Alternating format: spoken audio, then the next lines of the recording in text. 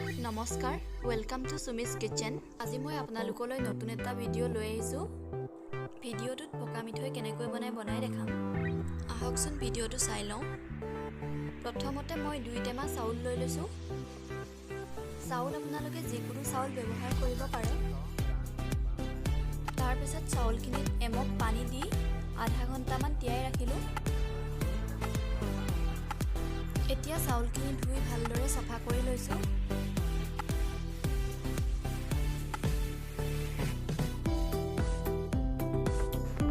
চাউলখিনি টুকি লৈ মিক্সিত পিচি লৈছোঁ।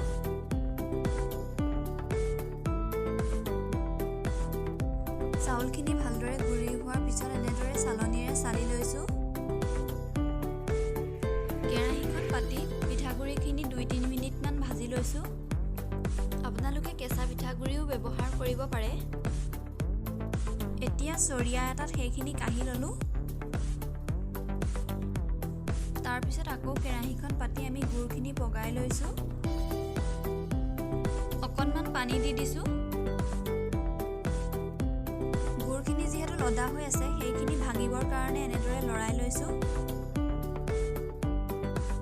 এতিয়া গুড়খিনি ভালদৰে উতল আহি গৈছে। অলপ সময় আমি এনেদৰে লৰাই থাকিব লাগিব। গুড়খিনিত আঠা ধৰিছে নাই এনেদৰে হেতাৰে চাই ল'ব লাগিব। গুড়খিনি পগোৱা হৈ গৈছে। এতিয়া আমি পিঠাগুড়িখিনিত গুড়খিনি দি দিছোঁ। হেতাৰে সেইখিনি মিহলি কৰি লৈছোঁ।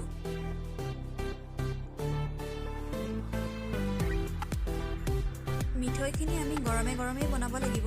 গুড়খিনি ঠাণ্ডা হৈ গ'লে আঠা লাগি ধৰিব।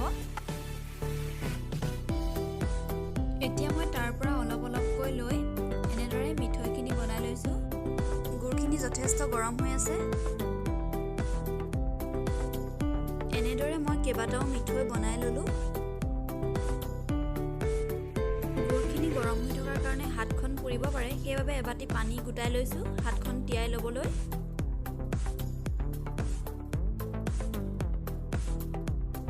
এয়া মোৰ পকা মিঠৈ ৰেডি হৈ গ'ল।